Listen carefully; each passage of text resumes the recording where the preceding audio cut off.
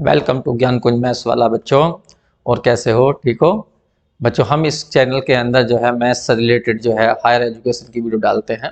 और जैसे ये हमारी एक सीरीज चल रही है डिफरेंशियल इक्वेशन की, और डिफरेंशियल इक्वेशन के अंदर जो हमारा जो टॉपिक चल रहा था, एक था हम डिफरेंशियल इक्वेशन विद कांस्टेंट को वेरिएबल कोफिशिएंट, और जिसके अंदर हम जो है मेथड सीख रहे थे। कौन सा मेथड था? सेकंड नंबर मेथड का। उसका नाम था रिडक्शन टू नॉर्मल फॉर्म या removal of the first derivative. इस पर हम प्रॉब्लम कर रहे थे। हम पहले मेथड क्लियर कर चुके हैं। जो बच्चे इसमें नए आते हैं तो बच्चों उनको सीधा इस वीडियो पर ना आकर इससे पहले वाली वीडियो जरूर देखनी चाहिए। हाँ, यदि तुम्हें वो मेथड आता है, कोई प्रॉब्लम तुम्हें स्पेशली करनी है, वो अलग बात हो जाती है। ठीक है, अब हम बात करते हैं। यहाँ पर एक प्रॉब्लम लेता हूं मैं, ये रही प्रॉब्लम। इससे मेथड को फिर भी मैं बता दूंगा साथ साथ में ही। देखिए, ये हमारी विद वेरिएबल कोफिशिएंट वाली प्रॉब्लम चल रही है, और इसमें मेथड नंबर 2 चल रहा है। सबसे पहले तुम्हें क्या करना है, इसकी कंपेयर कर लेनी है इस क्वेश्चन की। क्वेश्चन होता है ये प्लस के क्यू वाई और इक्वल टू होता है आर। तो यहाँ पर जो पी की वैल्यू है वो है माइनस के 4x, ये रही। और जो क्यू की वैल्यू है वो है 4x² माइनस के 1, और फिर आर की वैल्यू चेक करनी है, वो है माइनस के 3 e की पावर x² sin 2x। अब तुम्हें इस मेथड में सबसे पहले कैपिटल X निकालना होता है। तीन चीज निकालनी होती है, कैपिटल X, कैपिटल Y और U। तो सबसे पहले कैपिटल X निकालो। कैपिटल X का फॉर्मूला होता है Q माइनस के 1/2 dp ओवर dx और माइनस के 1/4 p का स्क्वायर। ये तो यहाँ पर Q की वैल्यू चेक करो कितनी है, 4x² माइनस 1, फिर माइनस के 1/2 p का डिफरेंशिएशन करो तो माइनस के 4 आ जाएगा, माइनस के 4। फिर उसके बाद में माइनस के 4 1/4 p का स्क्वायर करो तो 16x² हो जाएगा, 16x²। देखिए 4 से 4 कटेगा, 4 से 16 कटेगा, 4 बचेगा, और ये वाली टर्म इससे कट जाएगी। यहाँ 2 दूनी 4 हो जाएंगे तो प्लस के 2 हो गए, और माइनस का 1 तो 1 आ गया। तो इस मेथड की क्या विशेषता होती है कि जो x की वैल्यू है वो कांस्टेंट आ जाए या कांस्टेंट अपॉन x² आ जाएगी। ये तो मेथड काम करेगा, वरना ये मेथड फेल हो जाएगा। तो इसलिए सबसे पहले x चेक कर लिया जाता है इसके अंदर। अब यहाँ ध्यान देना, अब तुम्हें p का इंटीग्रेशन करना। अब हमें चल गया पता कि मेथड काम करेगा, तो आप p का इंटीग्रेशन करिए। तो p का इंटीग्रेशन क्या आएगा, माइनस के 4x का इंटीग्रेशन करिए। तो माइनस के 4 तो कांस्टेंट है, x²/2 हो जाएगा, कुल मिलाकर माइनस के कितना बचेगा, x माइनस के 2x²। यही है, ठीक है। अब हमें निकालना है u। u होता है e की पावर माइनस के 1/2 p dx। ये तो e की पावर माइनस के 1/2, इसका इंटीग्रेशन तुम्हारा कितना आया, माइनस के 2x², कुल मिलाकर बैठ गया ये e की पावर x²। ये ना, उसके बाद निकालना होता है y। y होता है r/u। r की वैल्यू वो रही माइनस के 3 e की पावर x² sin 2x, और अपॉन में u की वैल्यू e की पावर x²। तो कुल मिलाकर ये आ गया माइनस के 3 sin 2x। ठीक है, ये इतने सारे काम पहले हमें कर लेने पड़ते हैं। अब हम क्या करते हैं, लेट करते हैं। Let y equal to u v। पहले लिखना चाहिए था शुरू में ये, लेकिन लिख रहा हूं मैं यहाँ पर, यहीं पे लिखना चाहिए, यहाँ पर लेट करके। यहाँ पर जब हम चेक कर लेंगे हाँ भी ये मेथड काम करेगा, तब हम ये लिखते हैं यहाँ पर, यहाँ लिख लेना इसको, u v B the general solution किसका, 1 का, ये मान लिया। तो इसमें एक तो u निकालना पड़ता है, u हम पहले निकाल चुके हैं, अब निकालेंगे v। तो v निकालने के लिए क्या करेंगे, देखिए मैं इधर कर लेता हूं, बस v वाला खेल है बस मेन। तो इसमें ये यहाँ पे लिख लो। अब निकालेंगे v। तो ये इसे बोलते हैं नॉर्मल फॉर्म, जिसे v निकलता है, नॉर्मल फॉर्म बोलते हैं इसे। क्या होती है, d2v ओवर dx² प्लस के capital XV equal to y। इसे नॉर्मल फॉर्म कहा जाता है क्योंकि इसके अंदर फर्स्ट डेरिवेटिव नहीं आता, इसमें सेकंड डेरिवेटिव आता है। जब मैंने इसका बेसिक कॉन्सेप्ट बताया था, सब बातें बताइए कहाँ गया है वो। अब तो फिलहाल मैं डायरेक्ट करता हूँ इसमें। चलो जी, इसमें कैपिटल X की वैल्यू भरो, तो d2v over dx², capital X की वैल्यू आई है तुम्हारी +1। ये तो आई थी +1, ये रहा, तो +1 आ गई, v आ गया, और y की वैल्यू खोल दीजिए। y की वैल्यू आई है तुम्हारी माइनस के 3, ये रहे माइनस के 3 sin 2x। ये रहे। अब ये इस क्वेश्चन को देखें ध्यान से, ये क्वेश्चन सेकंड ऑर्डर का है, लेकिन कोफिशिएंट यहाँ 1 और यहाँ 1, कोफिशिएंट कांस्टेंट है, लेकिन v और x में ध्यान रखना। तो ये हमारा जो हमने डिफरेंशियल इक्वेशन पहले पढ़ी होगी सेम फर्स्ट में, तो उसके अंदर चैप्टर था विद कांस्टेंट कोफिशिएंट वाला, उससे होगी सोल्व। तो सबसे पहले जो ddx है उसे लिखते हैं कैपिटल D में, लिखते हैं इसे कैपिटल D। तो यहाँ आ जाएगा d², v को मैं बाहर लिख लूंगा, ये बन गया, तुम्हें याद आ गया होगा ये। तो ये अब उस चैप्टर से सोल्व करनी है ये इक्वेशन। बस ध्यान रखना इसमें डिपेंडेंट v है, इंडिपेंडेंट x है, ठीक है। अब यहाँ पर हम बात करेंगे, सबसे पहले इसकी निकाली जाती है ऑक्सिलरी इक्वेशन। ऑक्सिलरी इक्वेशन क्या होती है, जहां d होता है वहां m भर देते हैं और इक्वल टू 0 कर देते हैं। d की जगह m करते हैं, याद आ गया होगा, नहीं आया तो वहां पर जाकर देखिए रूल।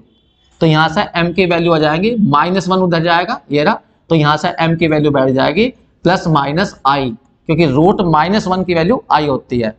तो m की वैल्यू आ गई ये 0 प्लस माइनस आई। तुमने पढ़ रखा होगा जब m की वैल्यू ऐसी होती है इस टाइप की, तो CF जो निकलता था, CF क्या निकलता था, e की पावर अल्फा x। यहाँ डिपेंडेंट आता है, डिपेंडेंट कौन है, x है।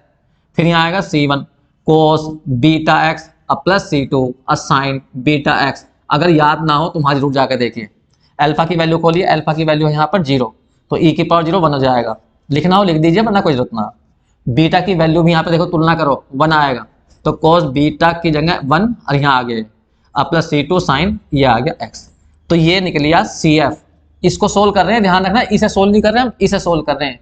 अब निकालेंगे PI तुम्हें पता होगा, इस पूरे को उठाकर इसके नीचे ले जाते हैं, तो माइनस के साइन 2x के नीचे ले गया मैं d² + 1। अब रूल लगाओ, तुमने वहां पर रूल पढ़ा होगा कि जब भी कभी इस साइड में साइन आ जाए तो d को खत्म करने के लिए d² की जगह माइनस के a² बढ़ते हैं, और a देखते हैं साइन के पीछे, तो माइनस के 2² कहने का माइनस के 4 रखना पड़ेगा, तो d खत्म होगा, ठीक है। मैं इन सबको इधर ले आता हूं, बस 1 मिनट का बात हो रह गई यहाँ। तो PI की जो वैल्यू बैठी वो क्या बैठी, माइनस के 3 साइन 2x था, और d को खत्म करने के लिए हमने d² की जगह रखा माइनस के 4, तो यहाँ माइनस के 4 आ गया, प्लस के 1 आ गया, तो देखो ये वाली तरफ इससे कट गई, कुल मिला के आ गया साइन 2x, ये आ गया। अब हम इसका सोल्यूशन लिख रहे हैं, इस वाली का सेकंड का, तो सोल्यूशन ऑफ सेकंड क्या बना, देखिए v बराबर CF प्लस PI। v बराबर क्यों लिखा, क्योंकि इसमें डिपेंडेंट जो है वो v है, और CF तुमने ये निकाल रखा, कितना था, C1 cos x plus C2 sin x, C1 cos x plus C2 sin x, और PI तुम्हारा कितना आया, ये रहा sin 2x। अब हम लिखेंगे सॉल्यूशन 1 का, तो जनरल सॉल्यूशन ऑफ 1 का क्या हुआ, y = uv, तो u की वैल्यू भर दीजिए और v की वैल्यू भर दीजिए। u तुमने निकाला होगा, कितना था, अभी आया था, u आया था हमारा, 1 मिनट में इधर ले लेता हूं, u आया था हमारा e की पावर x², तो u की वैल्यू खोल दीजिए यहाँ पर, e की वैल्यू e की पावर x², और v की वैल्यू ये सब है, C1 cos x प्लस के C2 sin x और प्लस के sin 2x, बस जी यही आंसर हुआ। तो ये इन क्वेश्चनों को करने का प्रोसीजर होता है। एक क्वेश्चन में तुम्हें और करके दिखाता हूँ, ये रहा क्वेश्चन। सबसे पहले इसकी कंपेयर कर लीजिए, d2y dx² प्लस के p dy/dx प्लस के qy = rc। तो यहाँ पर तुम्हें चल गया होगा पता, p का मतलब है माइनस के 2 tan x, और q की वैल्यू है यहाँ पर 5, और r की वैल्यू है यहाँ पर sec x e की पावर x।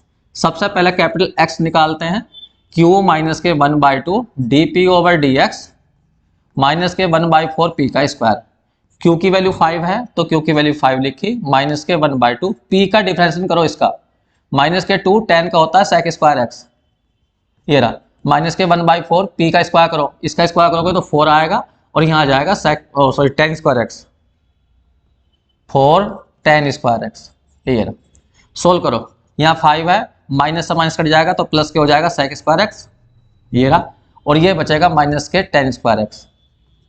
तुम्हें पता होगा 1 + tan² x बराबर होता है sec² x के, तो इसका मतलब हुआ tan² को उधर जाओ तो sec² x माइनस tan² 1 हो जाएगा, तो ये वैल्यू 1 है, तो इसका मतलब यहाँ 5 आ गया, यहाँ +1 आ गया, कुल मिलाकर 6 आ गया, और देखो ये आ गया कांस्टेंट, तो इसका मतलब ये मेथड काम करेगा क्योंकि कांस्टेंट आ गया।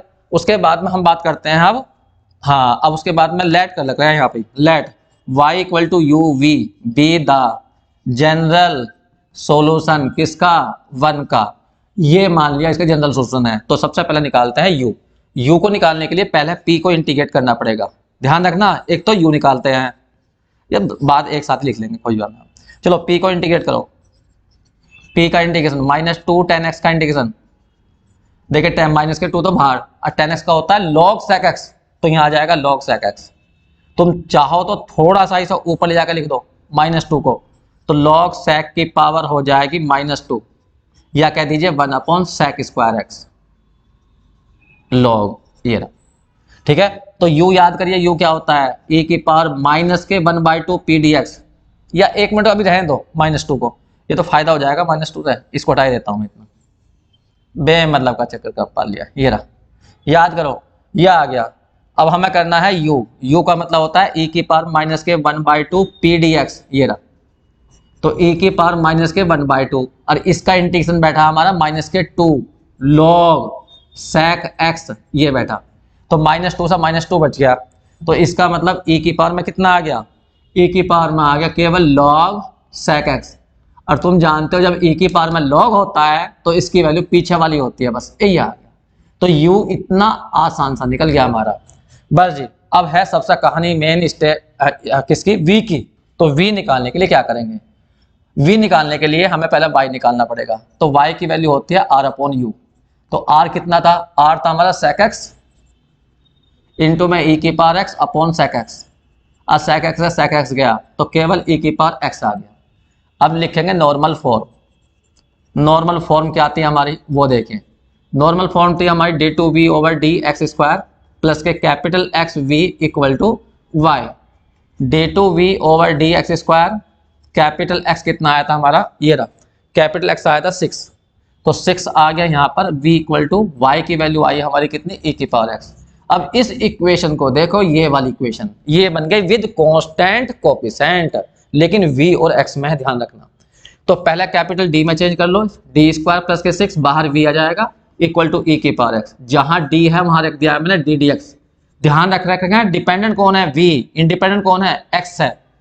चलो जी बताओ, ऑक्सिलरी इक्वेशन बनाएंगे, ऑक्सिलरी इक्वेशन बनेगी m² प्लस के 6, तो m की वैल्यू देखो कितनी आई, m² बराबर -6, तो m की वैल्यू बैठ जाएगी ±√6, ये रे, या इसे कह लीजिए अल्फा प्लस माइनस आई बीटा के रूप में, आई है यहाँ आई, ये रहा, अरे √-6 आएगा ना, तो आई भी तो आएगा साथ में, तो यहाँ पे अल्फा तो 0 हुआ और बीटा हुआ तुम्हारा कितना, √6, लिखिए CF कितना बैठा,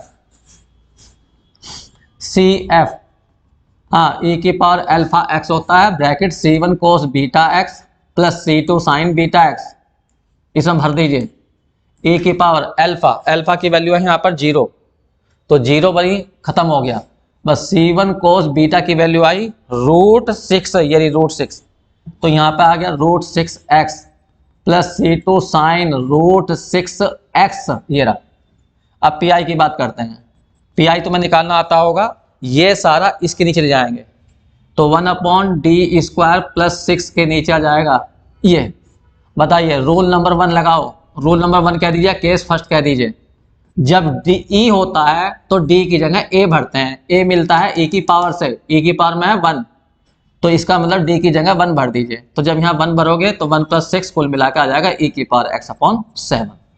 तो हम सोल्व कर रहे थे इसको, इक्वेशन नंबर 2 को, तो यहाँ पर सॉल्यूशन लिखेंगे, जनरल सॉल्यूशन लिख दीजिए, जनरल सॉल्यूशन किसका, सेकंड का, ऑफ सेकंड, ठीक है। जब ये यहाँ भरेंगे इसमें इस जगह तो क्या आ जाएगा हमारा, बताइए, v equal to CF plus PI, ये तो v CF कितना बैठा वो रहा C1 cos √6x प्लस के C2 साइन √6x, ऊपर देखो ऊपर ये रहा, प्लस PI ये बैठा e की पावर x अपॉन कितना 7, ये रहा। तो ये हमने सोल्व करा है, इसे किस चैप्टर से करा है, विद कांस्टेंट कोफिशिएंट वाले से। अब हम जनरल सॉल्यूशन लिखेंगे 1 वाली का, तो जनरल सॉल्यूशन किसका, 1 वाली का, वो होगा y equal to u into v, u हमने निकाला था पहले, कितना आया था u हमारा, ध्यान है नहीं, ये रहा sec x, u की वैल्यू आई थी sec x और v की वैल्यू ये सारी आई, C1 cos √6x plus C2 sign √6x, अब प्लस आया e की पावर x अपॉन 7, बस जी ये आंसर आ गया। और देखिए और करते हैं, अरे एक क्वेश्चन का प्रोसीजर पता हो तो फिर वैसे ही होते जाते हैं, बर्तन मन सा इंटीग्रेशन अलग हो जाएगा और कुछ नहीं होता, तरीका वही है सबका। अब यहाँ देखिए, ये रहा, मैं डायरेक्ट लिख दूं, p की वैल्यू है -4x, q की वैल्यू है यहाँ पर 4x² - 3 और r की वैल्यू है यहाँ पर e की पावर x²। देखिए ध्यान देना, ये बहुत इंपॉर्टेंट क्वेश्चन करा रहा हूँ मैं, जो बहुत बार आए हुए हैं, अब देखें यहाँ पर सबसे पहले हम करेंगे यहाँ पर कैपिटल एक्स। कैपिटल एक्स होता है क्यू माइनस के 1/2 D P over D x minus के 1/4 पी का स्क्वायर। क्यू की वैल्यू है 4x स्क्वायर माइनस के 3 माइनस के 1/2 डी पी डी एक्स, इसका डिफरेंस करो माइनस के 4 आएगा और माइनस के 1/4 पी का स्क्वायर तो 16 हो जाएगा और एक्स स्क्वायर जाएगा। ये टर्म तो इससे कट जाएगी। यहाँ माइनस के 3 है, यहाँ प्लस के बचेंगे 2, तो कुल मिलाकर -1 आ गया। -1 कांस्टेंट है तो ये मेथड काम करेगा। अब हमें u निकालना चाहिए, तो u निकालने के लिए पहले p का इंटीग्रेशन करो। p है हमारा माइनस के 4x, इसका इंटीग्रेशन करो तो -4 तो कांस्टेंट, x का इंटीग्रेशन हो जाएगा x²/2, कुल मिलाकर आ जाएगा माइनस के 2x। ठीक है, अब हमें u निकालना, तो u होता है हमारा e की पावर माइनस के 1/2 p dx। ये तो e के पावर माइनस के 1/2 p dx का इंटीग्रेशन कितना आया, माइनस के 2x आया। अरे x² भी तो आएगा, हाँ ये आया x², तो कुल मिलाकर e की पावर कितना बैठ गया, x² बैठ गया। भाई माइनस से माइनस प्लस हो गया, 2 से 2 कट गया, ये आ गया। तो u निकल गया। अब निकालना है y, और y हमें पता होता है r/u होता है। r की वैल्यू e की पावर कितनी है, x² अपॉन में e की पावर x², ये इससे कट गई तो कुल मिलाकर 1 आ गया। ठीक है जी। अब हमें निकालना है v, तो v के लिए नॉर्मल फॉर्म लिख देते हैं सीधी, इधर कर लूं नॉर्मल फॉर्म। नॉर्मल फॉर्म वो होती है d2v over D X square plus के capital X v equal to y। भरो d2v over D X square, capital x की वैल्यू कितनी आई थी, ये रही -1, तो माइनस के आगे यहाँ पर 1, -1 v और y की वैल्यू भी आई है +1। अब देखिए ये बन गई हमारी कांस्टेंट कोएफिशिएंट। ये इक्वेशन सोल्व करनी है हमें। पहले कैपिटल D में लिख लीजिए, v को मैं बाहर लिख लेता हूँ और d का मतलब होता है ddx। ये रहा। सबसे पहले बनाएंगे ऑक्सिलरी इक्वेशन, वो तुम्हें आती है m² -1, तो m की वैल्यू यहाँ पर आएगी m-1 और m+1, फैक्टर कर लिए मैंने, तो m की वैल्यू 2 बैठी, एक 1 और एक -1। CF तुम्हें लिखना आता होगा, जब m की वैल्यू अलग अलग हो जाती है तो एक कांस्टेंट e की पावर में m की एक वैल्यू, और देखो डिपेंडेंट इंडिपेंडेंट कौन है, x है तो x आएगा। इंडिपेंडेंट में लिखा जाता है, ध्यान रखना, C2 लिखा जाएगा तो e की पावर m की दूसरी वैल्यू -1 इंटू में x। ये रहा। अब आती है pi की बात, तो pi के लिए लेफ्ट हैंड साइड को नीचे ले जाते हैं, तो d² -1 और यहाँ पे 1 है। अब देखिए 1 लिखा हुआ, 1 के लिए 2 केस बन सकते हैं, e की पावर 0x लिख लो तो e वाला केस बन जाएगा, x की पावर 0 डालो तो बाइनोमियल वाला रूल लग जाएगा। वो तुम्हारी मर्जी है, जो तुम्हें आसान लगता है वो कर लो। तो मैं तो e वाला कर रहा हूँ क्योंकि e की पावर 0x लिख लूंगा और रूल नंबर में 1 लगा दूंगा। रूल नंबर 1 कहता है जहां d है वहां पर, अरे हो सकता है ना रूल लिखवाए हो या केस लिखवाए हो, तो d की जगह a भर दो, वो जैसा तुम्हें करना वैसा कर लियो। d की जगह 0 भर दिया तो इसका मतलब इसका pi आ गया -1। ये रहा। अब तुम बाकी तो कर ही सकते हो, मैं लिख के दिखाऊं, चलो जी। तो ये हमारा v निकलेगा पहला, solution of second, solution of second v equal to CF plus PI। अब तो कर लोगे शायद, बस लास्ट में जनरल सॉल्यूशन जब लिखोगे किसका, फर्स्ट का, तो क्या लिखोगे, y equal to u into v। u तुम्हें पता था कितना था, e की पावर शायद x² आया था ये, और v तुम्हारा CF प्लस PI। तो CF तुमने पीछे निकाल रखा, PI तुमने निकाल रखा, यहाँ भर देना, आंसर आ गया। और देखिए ये क्वेश्चन है, ध्यान दो, यहाँ पर p की जो वैल्यू है वो 1/x की पावर 1/3 है, या कह दीजिए x की पावर -1/3 ये है। और q की जो वैल्यू है ये इतनी बड़ी रखी, 4x की पावर 2/3, 1/6x की पावर 4/3 और 6/x², और r की वैल्यू रखी है इसने 0। ये रे, ठीक है। पहले मैं यहाँ पे तुम्हें p का एक बार डिफरेंशिएशन करके दिखाता हूँ। डिफरेंशिएशन करोगे तो -1/3 आएगा और x की पावर -1/3 -1 बैठेगा, कुल मिलाकर बैठेगा -1/3, x की पावर बैठ जाएगी -4/3, या तुम ये कह सकते हो -1/3 x की पावर 4/3, ये बैठ गया डिफरेंशिएशन। अब इंटीग्रेशन की बात करते हैं। अगर तुम इसका इंटीग्रेशन करोगे तो x की पावर -1/3 का इंटीग्रेशन कितना बैठेगा, x की पावर बैठेगा -1/3 + 1 अपॉन में -1/3 + 1, कुल मिलाकर x की पावर जाएगी 2/3। 2/3 नीचे ये आ जाएगा, या कह दीजिए 3/2 x की पावर 2/3। देखिए जो दिक्कत आने वाली होती है हमने पहले ही लिख ली है। हाँ भी ये दिक्कत है। सबसे पहले कैपिटल एक्स की बात करते हैं, क्यू माइनस के 1/2 dp ओवर dx और माइनस के 1/4 p का स्क्वायर। क्यू की वैल्यू ये रही, बहुत बड़ी है, लिखो 4x की पावर 2/3 1/6 की पावर 4/3 6/x स्क्वायर माइनस के 1/2 dp dx अभी निकलता हमने ये रहा माइनस के 1/2 x की पावर 4/3, फिर आता है माइनस के 1/4 और p का करेंगे स्क्वायर, इसका स्क्वायर करो, इसका स्क्वायर करोगे तो 1/x की पावर 2/3 हो जाएगी, 1/x की पावर 2/3 ये नहीं। अब जरा सोचो कहाँ कहाँ कटेंगे, देखो 1/4 x की पावर 2/3 और माइनस के 1/4 x की पावर 2/3 और माइनस के 1/6 x की पावर 4/3 और ये दो दूनी 4 हो जाएगा, अब प्लस के हो जाएंगे, तो ये प्लस का हो गया और ये माइनस का हो गया, तो केवल बचा तुम्हारा कितना माइनस के 6/x स्क्वायर। तो देखो ये आ गया कांस्टेंट बटे x स्क्वायर आ गया, तो ये मेथड अब भी काम करेगा। केवल कांस्टेंट होता तो भी काम करेगा, कांस्टेंट अपॉन x स्क्वायर होगा तो भी काम करेगा। ठीक है, ये हमने x निकाल लिया। अब हमें चाहिए u। u होता है e की पावर माइनस 1/2 p का इंटीग्रेशन, ये तो e की पावर माइनस के 1/2 p का इंटीग्रेशन देखो कहाँ ये रहा, ये रहा 3/2 और x की पावर कितनी है 2/3 ये रहा, तो कुल मिला के बैठ गया यो e की पावर माइनस के 3/4 और x की पावर 2/3 ये बैठ गया। एक बार चेक कर लो गलती ना हो जाए, माइनस के 1/2 ये रहा और p का इंटीग्रेशन हमने यहाँ किया था ये रहा, तो 3/2 लिख दिया मैंने ये रहा और x की पावर 2/3, तो कुल मिला के बैठ गया 3/4 ये रहा। ठीक है, अब उसके बाद निकालते हैं हम y होता है r/u, लेकिन r की वैल्यू हमारी 0 है तो y भी 0 हो जाएगा। अब बात करते हैं हम नॉर्मल फॉर्म की v निकालने की, तो अब मैं यहां पे लिखूंगा नॉर्मल फॉर्म इस साइड में। नॉर्मल फॉर्म होती है हमारी क्या, d2v over dx square plus के capital xv equal to y। भरिए d2v over dx square, capital x की वैल्यू आई थी हमारी ये रही minus K 6/x square into में v और y की वैल्यू आई है हमारी 0 ये रही। अब यहाँ पे एक दिक्कत खड़ी हो गई है, देखो v के साथ में जो है x आ गया है, तो ये हमारा विद वेरिएबल कोफिशिएंट हो गया, कांस्टेंट कोफिशिएंट नहीं। कहने वाला जो चैप्टर चल रहा या तो उसे सोल्व करोगे, लेकिन उससे क्यों सोल्व करेंगे जब हम चैप्टर सीख ही रहे हैं। हम यहाँ पर x स्क्वायर एलसीएम ले लेंगे तो ये ऐसा बन जाएगा और ये वो चैप्टर बन जाएगा जो हम पहले पढ़ के आ चुके हैं। याद करिए इस क्वेश्चन के बारे में, जितना डेरिवेटिव उतनी x की पावर, यहाँ पे कोई डिफरेंशिएट नहीं है तो x भी नहीं है, तो ये चैप्टर बन गया होमोजीनियस का। ठीक है, तो ये पहले होमोजीनियस सोल्व होगी ये इक्वेशन, ध्यान से सुनना।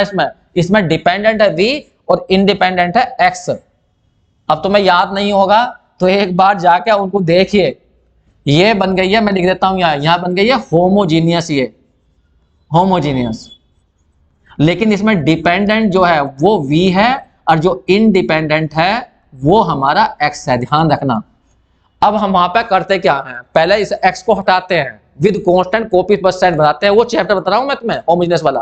तो क्या करते थे वहां पर x को हटाने के अपने पास से मानते थे x बराबर e की पावर z, मतलब इसमें जो इंडिपेंडेंट x है उसे हम z में चेंज करेंगे, और जहां तुम्हें ध्यान होगा x ddx होता था वहां पर लिखते थे d1 या d डैश लिखते होगे, ठीक है, वो तो संकेत है कैसे लिख दीजिए। और जहां d2 dx स्क्वायर होता था वहां पर लिखते थे d1 और d1 माइनस 1 ऐसे लिखते थे, लेकिन यहां पर जो d1 का मतलब होगा वो ddz होगा, क्योंकि x अब खत्म हो गया होगा और z में वो चेंज हो गया होगा। तो ये इक्वेशन में ये काम करो जिससे कि ये इक्वेशन v में और z में आ जाए, x बचे ही ना।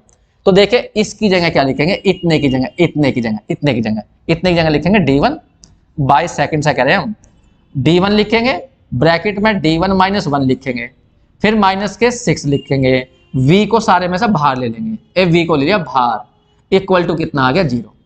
तो इतना ही कर दो, ये क्वेश्चन जो है तुम्हारा विद कांस्टेंट कोफिशिएंट में आ जाएगा। इतना करने के बाद तो अब हम इसे विद कांस्टेंट कोफिशिएंट से करेंगे, लेकिन सोल्व कर ले पहले। d1 का तो स्क्वायर बन गया, d1 का स्क्वायर बन गया, माइनस के आ गया, माइनस के हो गया d1 और माइनस के हो गया 6, ये ना। अब ये क्वेश्चन चेक करो, ये क्वेश्चन विद कांस्टेंट कोफिशिएंट आ गया। देखो यहाँ पर 1 या -1, यहाँ 6, तो ये विद कांस्टेंट कोफिशिएंट हो गया। और इसके लिए हम क्या करते हैं, CF निकालते हैं, PI निकालते हैं। लेकिन अब इसमें डिपेंडेंट जो है, डिपेंडेंट तो V ही है, लेकिन इंडिपेंडेंट अब Z हो जाएगा, X नहीं, ये ध्यान रखना। इसको मैं नंबर 3 डाल देता हूं। अब मैं इसे सोल्व करूंगा। ये है हमारी नंबर 3, मैं लिख देता हूं। अब ये है डिपेंडेंट, इसके अंदर V है, लेकिन इसमें इंडिपेंडेंट जो है वो Z है, Z। ये मैंने लिख दिया था, D1 का मतलब है DDZ। ठीक जी। सबसे पहले बनाते हैं ऑक्सिलरी इक्वेशन, और जब ऑक्सिलरी इक्वेशन बनाएंगे तो m² माइनस के m माइनस के 6 हो जाएंगे। अब इसके फैक्टर करो, तो m² माइनस के हो जाएंगे 3m, और माइनस के हो जाएंगे 2m, नहीं प्लस के 2m, और माइनस के 6। ये इसमें से m कॉमन ले लीजिए तो m-3 आ जाएगा। अब प्लस के 2 कॉमन ले लीजिए तो m-3, तो यहाँ से m की वैल्यू हो जाएंगी तुम्हारी m+2 और m-3 इक्वल टू कितना हो जाएगा, 0। तो यहाँ से m की वैल्यू एक तो आ गई -2, एक आ गई m की वैल्यू 3। बताओ CF कैसे लिखा जाएगा। दोनों वैल्यू अलग अलग आई हैं, तो C1 e की पावर -2। डिपेंडेंट को, इंडिपेंडेंट कौन है, अब इंडिपेंडेंट Z है, तो यहाँ Z आएगा, प्लस C2 और e की पावर 3Z, ये रहा। अब PI की बात करें, लेकिन PI तो इसमें 0 होगा, क्योंकि राइट हैंड साइड वो 0 है, PI निकलेगा ही नहीं। तो सॉल्यूशन किसका, थर्ड का। सॉल्यूशन हम निकाल रहे हैं किसका, थर्ड का। तो थर्ड का सॉल्यूशन क्या होगा, डिपेंडेंट कौन है, V, तो V बराबर होगा CF प्लस PI, ये रहा। तो V बराबर CF की वैल्यू खोल दो, C1 e की पावर -2Z और C2 e की पावर 3Z, बस जी, PI हो गया 0। तो ये सॉल्यूशन इसका है। लेकिन हम Z को यहां से हटाएंगे तो फिर ये सॉल्यूशन बन जाएगा इस वाली का, क्योंकि V और X में ये है। तो ठीक है, अब यहां से हम ये हटाने वाले हैं, किसकी हेल्प से, इसकी हेल्प से। X इक्वल टू था e की पावर Z, तो जहां e की पावर Z है वहां X भरूंगा मैं। देखिए क्या लिखूंगा मैं यहाँ, वही X बराबर e की पावर Z है, तो इसे ऐसे लिखो, C1 e की पावर Z की पावर -2, इसे लिखो C2 e की पावर Z की पावर 3। अब बस ये लिख दो। तो 1 मिनट में इधर कर लेता हूं, इधर चलिए करिए। तो V क्या बनेगा, V बराबर आ जाएगा C1 x की पावर -2, C1 x की पावर -2, C2 यहां हो जाएगा x की पावर 3, ये हो गया x की पावर 3, ये V आ गया हमारा। ठीक है, तो लेकिन सॉल्यूशन तो हमें ऊपर वाले का निकालना, नंबर 1 का। ठीक है, तो V निकला हमारा, तो सॉल्यूशन हम लिख रहे हैं 1 का। सॉल्यूशन की जगह तुम जनरल सॉल्यूशन डाल सकते हो, सॉल्यूशन ऑफ 1। बताइए y बराबर क्या होता है, u इंटू वी। u तुमने निकाला था, क्या था, शायद एक बार देखना पड़ेगा u क्या था, मैं इधर कर लेता हूं। u की वैल्यू आई थी, ये रही, u की वैल्यू आई थी e की पावर -3/4 और x की पावर 2/3। याद रखना, मैं इधर ले रहा हूं -3/4, e की पावर -3/4 और x की पावर क्या थी, 2/3 थी शायद, और इंटू v हमने ऊपर लिखा हुआ, v हमारा ये रहा, v हमारा है C1 x की पावर -2 और C2 x की पावर 3, बस जी, ये आंसर है। तो देखिए मैंने जितने भी इंपॉर्टेंट क्वेश्चन थे वो ज्यादातर सब करा दिए हैं इसके अंदर, यही बहुत इंपॉर्टेंट है, यही आए हुए हैं बार बार जो है। ठीक है, और बच्चों बाकी तो और ऐसे ही है सब जो है, इस तरह से ही करते रहिए, जो है प्रैक्टिस करिए अपनी जो है, और जो बच्चे पसंद आता है जिन्हें सब्सक्राइब करिए। देखिए क्वेश्चन कर रहे हैं हम, तो इसलिए मैं थोड़ा जल्दी खींच देता हूँ इनको जो है, क्योंकि जो शुरुआत में मैंने समझाया होगा वो तो वहाँ बिल्कुल रोक रोक के बताया होगा कि हाँ यार क्या हो रहा है, यहाँ पे क्या हो रहा है, अब भी बताया सही वैसे मैंने। ठीक है बच्चों, थैंक यू।